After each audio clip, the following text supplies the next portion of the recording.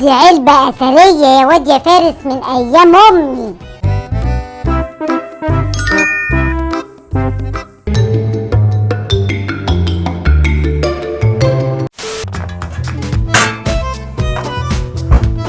يلا يا واد يا فارس، ريحة رجلك معفنة ومش طايقة استحملها. خلاص يا تيتا، لقيت العلبة اللي انت بتدوري عليها. طب هاتوا بسرعة. طب وديني على السرير يا تيتا.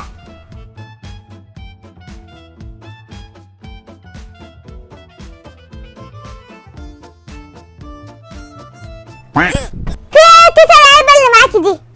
دي علبة أثرية يا واد يا فارس من أيام أمي. استنى،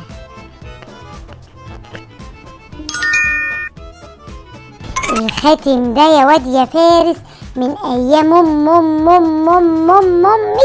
وقالت لي عليه إن هو سلاح قوي أوي أوي أوي ولازم أستخدمه في الخير وبس. طب هاتي كده اجربه يا تيتا.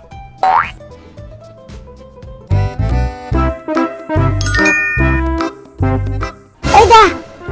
أنت اختفيت يا واد يا فارس.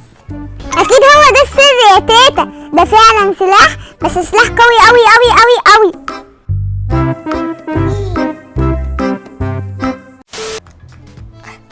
بص يا زرزورة،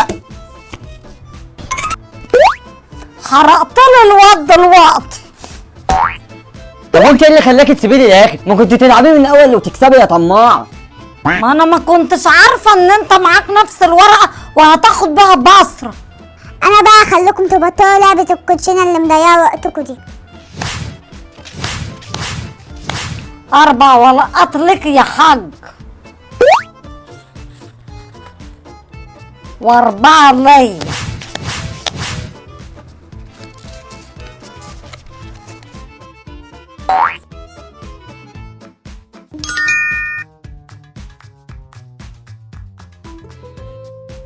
يلا فرصتك يا فارس، غير الورقة بسرعة.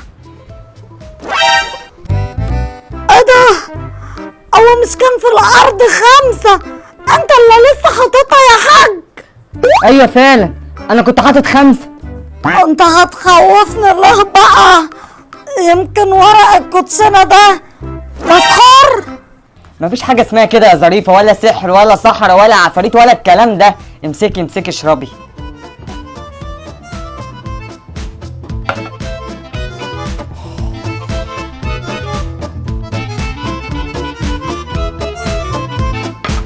A few moments later.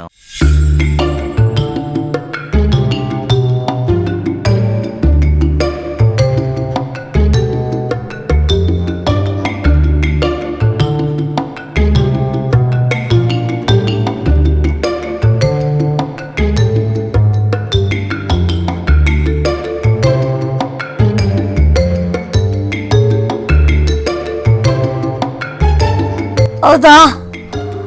اللي كان في الكوبايه بتاعتك راح فين يا حاج؟